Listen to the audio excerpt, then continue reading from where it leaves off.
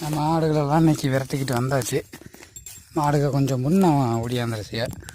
ஆட்டை அங்கே மடக்கி விட்டுட்டு மாட்டையும் சேர்த்து விரட்டுறதுக்காக வந்திருக்கான்.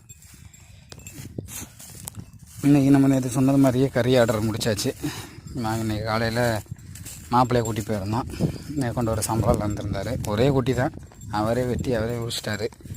நம்ம கட்டையை மட்டும் ரெடி பண்ணி கட்டை கத்தி மட்டும் ரெடி பண்ணி கொடுத்தோம். ஆர்டர் பிடிச்சி கொடுக்குறது நம்ம. அதனால் நமக்கு இதில் ஏதாவது இஞ்சிக்கு அதுக்கு ரேட்டோட 10% நமக்கு வராது, 10% வராது. 100ல் 50-50 வந்து நம்ம ஷேர் பண்ணிக்குவோம். ஆர்டர் பிடிக்கிறது, கட்டை கத்தி இதெல்லாம் ரெடி பண்ணி கொடுக்குறது நம்மளை. வந்து உரித்து கலட்டி கொத்தி கொடுத்துட்டு போகிறது அவங்களோட விலை. 500 வாங்கினோம்னா 250 ரூபா அவங்களுக்கு, 250 ரூபா நமக்கு. அப்படி தான் பேசி முடிக்கிறது.